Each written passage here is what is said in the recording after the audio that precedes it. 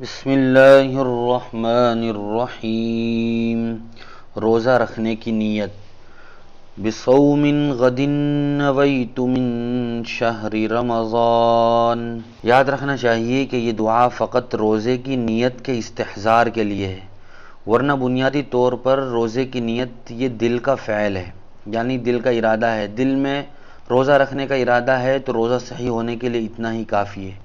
البتہ اگر کوئی شخص زبان سے نیت کرنا چاہتا ہے تو پھر یہ الفاظ کہہ سکتا ہے۔ یہ روزہ رکھنے کی دعا نہیں ہے، بلکہ یہ روزہ رکھنے کی نیت کے عربی زبان میں الفاظ ہیں۔ چاہے تو آدمی اپنی مادری زبان میں نیت کر لے یا عربی زبان میں نیت کر لے یا دل ہی دل میں خیال تصور کر لے، کافی ہے۔ روزہ کھولنے سے پہلے کی دعا: اللہم لک صمت وعلی رزقک افطرت۔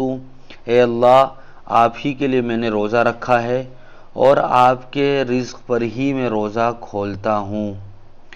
یاد رکھنا چاہیے کہ یہ وہ دعا ہے جو حدیث سے ثابت ہے۔ ابو داؤد میں یہ دعا موجود ہے۔ بہت ساری دعاؤں کی کتابوں میں یا کیلنڈر میں یا رمضان المبارک میں جو سحری اور افطار کے وقت کے لیے چھوٹے چھوٹے جو کتابچے چھپتے ہیں، ان میں اس دعا میں یہ الفاظ بھی بہت سی مرتبہ ملتے ہیں۔ وَبِكَ آمَنْتُ وَعَلَيْكَ تَوَكَّلْتُ۔ یاد رکھنا چاہیے کہ یہ معنی کے حساب سے تو درست ہیں، آدمی ان کو بھی پڑھنا چاہے تو پڑھ سکتا ہے، یعنی اس طرح اللہم لک صمت وَبِكَ آمَنْتُ وَعَلَيْكَ تَوَكَّلْتُ وَعَلَى رِزْقِكَ أَفْطَرْتُ، یہ بھی پڑھ سکتا ہے، معنی بھی درست ہے۔ البتہ یہ پورے الفاظ حدیث سے ثابت نہیں ہیں۔ حدیث سے صرف اتنا ہی ثابت ہے، اللہم لک صمت وعلی رزقک افطرت۔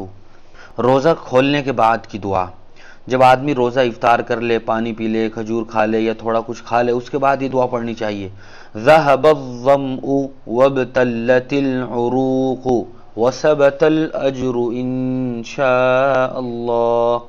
یعنی پیاس ختم ہو گئی، رگیں بالکل تر و تازہ ہو گئی، تر ہو گئی، اور اللہ نے چاہا تو اجر بھی ثواب بھی پکا ہو گیا۔ یعنی سارا دن پیاس اور خشکی کی جو تکلیف اٹھائی وہ افطار کر گئی، الحمدللہ ختم ہو گئی، تو اللہ تعالیٰ سے امید ہے کہ وہ اس روزے کا اجر بھی انشاءاللہ ضرور دے گا۔ اور اگر آدمی کی کسی دوسرے کے یہاں افطار کی دعوت ہے، کسی دوسرے کے دسترخوان پر افطار کر رہا ہے، تو وہاں یہ دعا بھی پڑھے: افطر عندکم الصائمون وَأَكَلَ طَعَامَكُمُ الْأَبْرَارُ وَصَلَّتْ عَلَيْكُمُ الْمَلَائِكَةُ۔ روزے داروں نے آپ کے یہاں روزہ افطار کیا اور نیک لوگوں نے آپ کا کھانا کھایا اور فرشتوں نے آپ کے لیے دعائے مغفرت کی۔ یہ ترجمہ ہے۔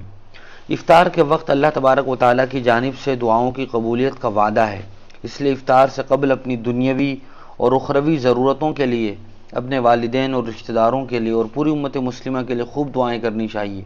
اس کے ساتھ ساتھ جو دعائیں اوپر ذکر کی گئی، ان دعاؤں کو بھی ان موقعوں پر پڑھنا چاہیے۔